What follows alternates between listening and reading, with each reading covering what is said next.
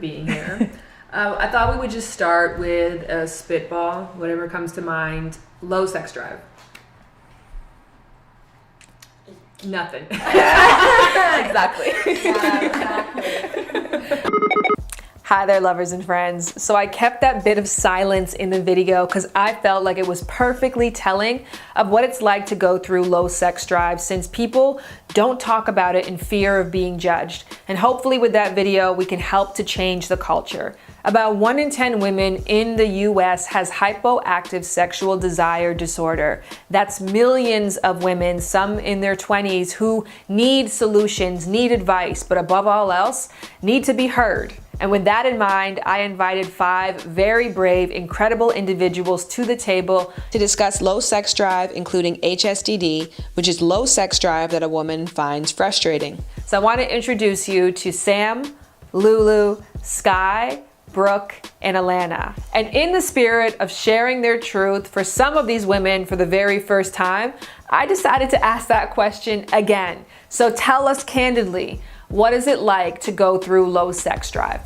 Low energy. Low energy. Lack of self-confidence. Yeah, that's a good one. Disappointing. Pressure comes to mind. Less ways to connect. Losing your sexual identity. Oh, wow. Yeah. There's a word, satya, and it means the truth, the reality of what we are and what we're feeling. And it's insane how valuable it is to not only understand yourself, but to be able to express that. But when I do try to talk about it, it's always misunderstood or misexpressed. Like, I couldn't find the words to express what was happening to me. What Lulu said about not having the words to describe her low libido is an extremely common thread. So with this video, language was really important to me to ensure that I gave you the tools to express yourself as accurately and as clearly as possible. And in order to do that, I needed some help. So I reached out to Unblush to partner with them. Unblush is a space where women who are frustrated with their low sex drive can go for resources, tools, advice, and community. Unblush helps women who are frustrated with their low sex drive to find support.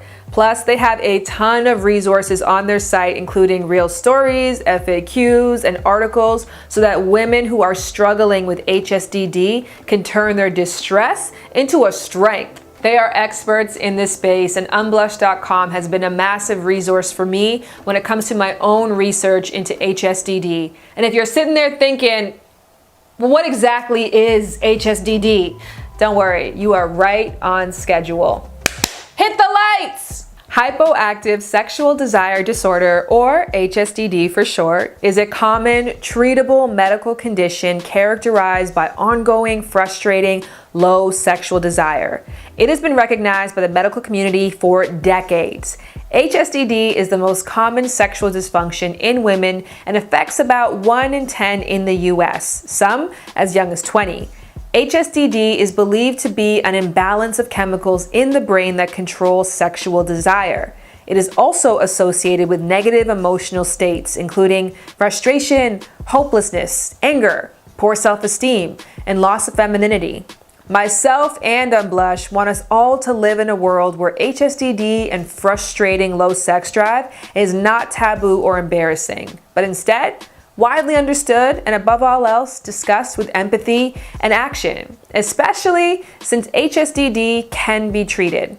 Welcome back. Now that you know the basics, let's dive back into the women's stories. I asked each of them to describe their personal experience with low sex drive.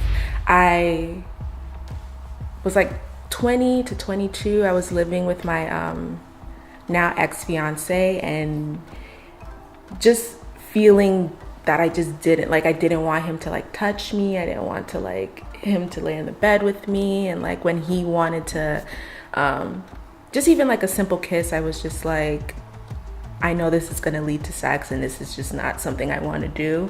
My experience with low sex drive really began after this really long relationship I had with one of my best friends, and him and I really struggled with the sex part. And after that relationship, I kind of went on the other end of the spectrum, and I was just like having fun and just doing what I wanted. And I was really enjoying it. And then all of a sudden, like, I wasn't. And I was like, okay, I don't know. It's so complicated. The whole you like just so haven't over met the it. right person yet is Yeah. the most invalidating thing Yes. ever. And Yeah. it's so frustrating. So I'm still figuring it out. Got a therapy session on Tuesday. Congratulations. Thank you. Love therapy. I've kind of tumbled through the last 5 years through phases of very high sexual drive and very low sexual drive. So it's been a lot of reflection and a lot of kind of trying to figure out what it correlates with in regards to the relationships that I fell in and out of, and how it correlated with my physical activity moving so much. At times it was very hard. It was very hard, heavy on relationships, but more so heavy on myself, on my energy, and on my confidence, and on my desire to kind of follow my dreams and to fulfill myself. I experienced that when I did have this low sexual drive and I wasn't attracted to people, my creativity and my desire to create in general was just very low. So that was very hard. I was in a committed relationship with a woman, and I fell into a depression and ended up taking an antidepressant that really just, so my sex drive is already limited, but even with her, I didn't want her to do anything to me at that point. I would be totally fine pleasing her, but didn't want her to touch me. And so that was a weird point of tension in the relationship. Even just as a kid, maybe 12, 13 years old, when all my friends in school were like, oh my God, this guy's so hot, or like crushing on this guy and whatnot.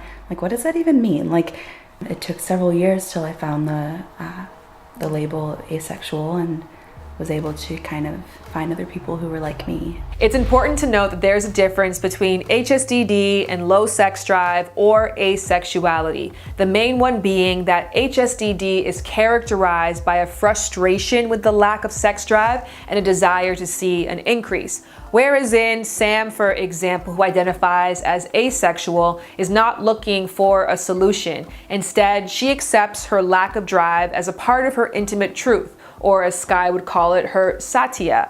However, for people who are frustrated by the lack of drive, one of the more frustrating things on top of that is those who believe that the solution is as easy as just changing your mindset. I had an experience where, because you kind of brought this up into my head, where I was like, okay, just do it. Just put it in your mind and just go and just initiate this sex.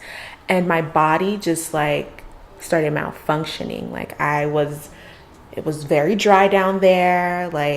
Things started making sounds, things started hurting, and it was just I can't think myself into it. Because I had a moment where I was like, okay, I could just, think about it and it's just gonna happen. Mm-hmm. And it was that moment was the worst experience I ever had with my partner at the time. Now, you may have noticed that Lulu mentioned dryness or other malfunctions when she tried to initiate sex. Now, those are really important pieces of her sexual desire puzzle. So when you talk to your doctor, make sure you mention everything that you're experiencing so that your doctor has all of the information they need to properly help you. To me, feeling obligated to have sex or feeling as though a partner with a higher sex drive than myself being pushed into that's dishonoring my art in a way. That's dishonoring my emotions and my feelings. But that's hard because I want to step up to that, I feel so good when I have that high sexual drive that I want to be able to communicate that with somebody more than anything, because I don't want low sex drive to end a relationship for me if it's a relationship that I want and am meant to be in. Mm-hmm. But I think communication is just so insanely important, to be able to talk with your partner, with a loved one, and explain to them how you're feeling and maybe how to go about it, even if you don't know. And communication is so wonderful, but it's not the answer to everything. It's just a tool to find the answer. And that's another, I think that you had a light bulb just in my head. I think that's another reason why I don't connect with people like that, is because I did try to communicate, and every time I would try to communicate with him, it was well, you just needed this, and then it was just a quick shutdown. Was on you. Yeah, so I was just aren't we in this together? Just like Lulu did, a lot of people do try to go to their partners for support, but because there is a lack of public awareness of this dysfunction, when partners hear, hey, I just don't have the desire I used to, they can interpret that as, I don't have the desire for you that I used to. And for many, that couldn't be any further from the truth. HSDD impacts more than someone's drive with just their partner. It also extends into other areas like not having sporadic sexual thoughts or desires at all, not responding to erotic materials, and finally, not having a drive to masturbate. I would say when my sexual drive was normal, I would do that fairly regularly, like a few times a week. It would help me go to sleep sometimes because, climaxing makes you tired.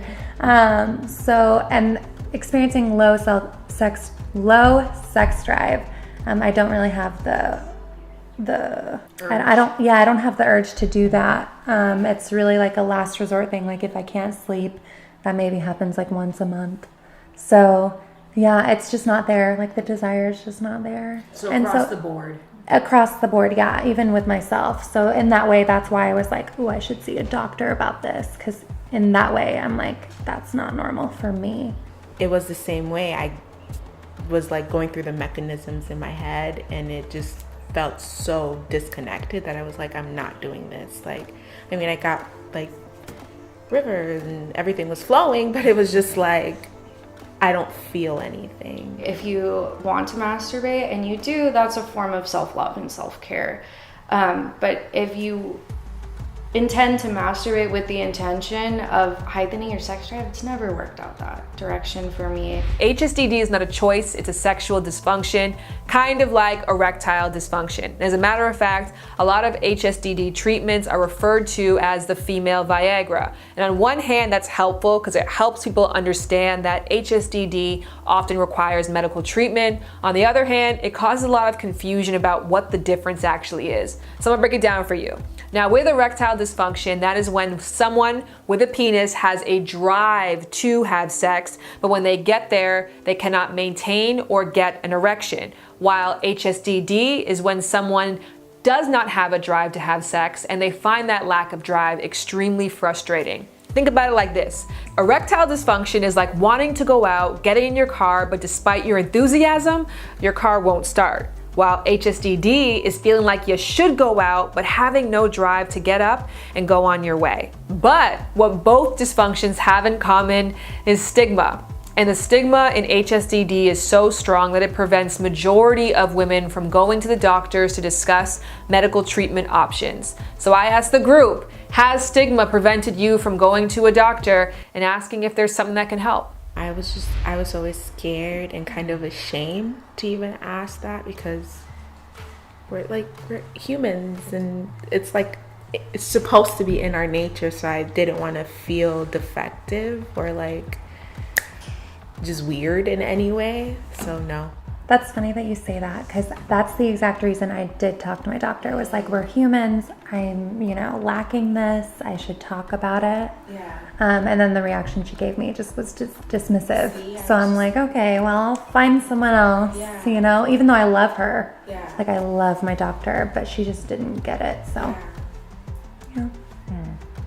I guess for me, the only reason I did end up talking to my doctor was because I went in to talk about my depression and all of that. And so it came up as, well, possible side effects might be this. And so I kind of knew it was coming, in terms of, taking the medication and that might follow up. It's important to note that antidepressants, particularly selective serotonin reuptake inhibitors or SSRIs, have been shown to impact one's sex drive. As Alana did, please be sure to talk to your doctor if you're on antidepressants and experiencing low sex drive. I'm so interested to know how we would go about dealing with low sex drive if we were fearless. Like, caution and safety considered, but if we weren't afraid to talk to our friends about it, if we weren't afraid to talk to our partners, if we weren't afraid to ask our doctor or to try new things, I really am curious, what that would look like.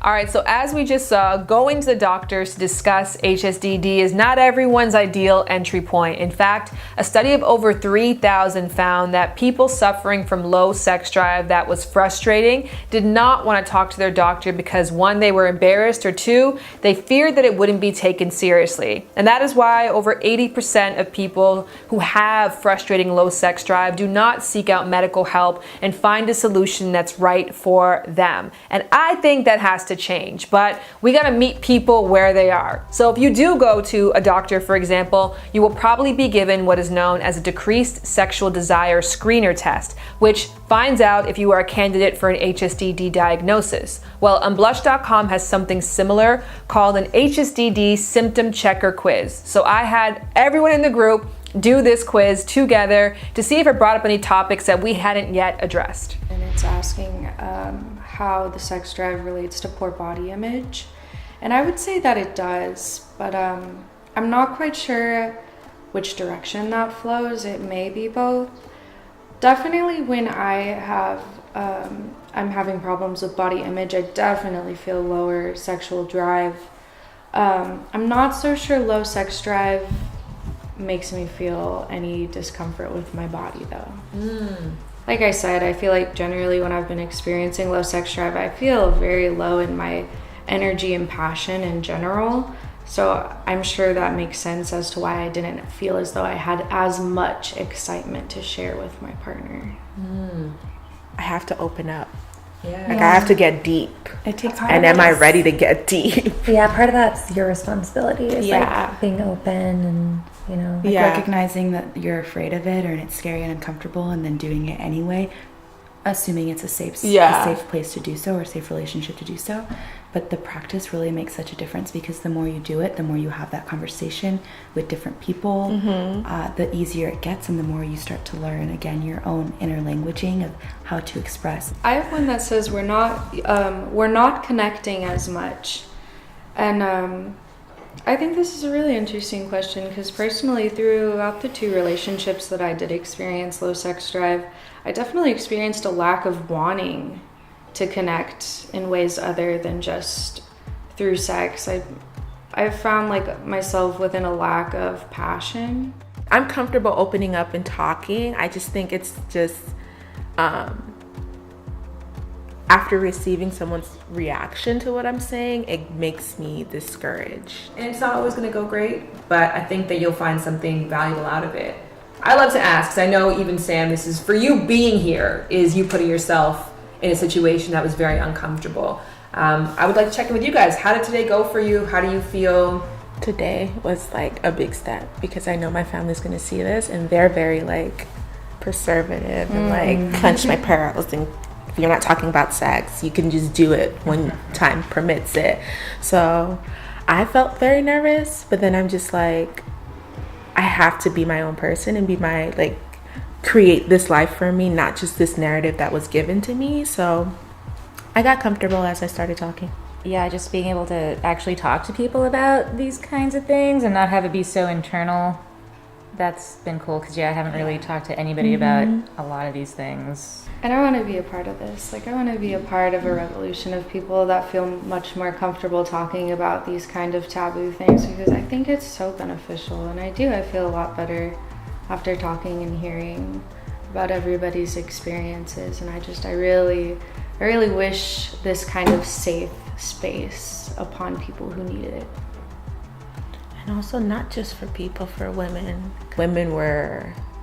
We were taught to be ladies. Like we can't talk about sex or we can't like explore that part of ourselves openly. And I feel like I've known that I was different from my aunts and my cousins for a while, but I just couldn't like pinpoint like what was really different about me. And now I know that there's a lot of things different about me. And finally, the question that I like to end all group discussions with: if you were to give advice to your former self about how to manage your frustrating low sex drive, what would you say? I always say to myself, it's okay not to know everything. What you know, and what you don't, you will learn. I would say there's nothing wrong with you per se. You're valid. You are valid. Yes. Yeah, like there is no normal in terms of sex and sexuality, and like I'm still struggling with feeling abnormal sometimes, but like I would just say, like, just know there's nothing wrong. Yeah, don't per be se. ashamed. There's so much more pleasure that I can receive in my body that isn't inherently sexual.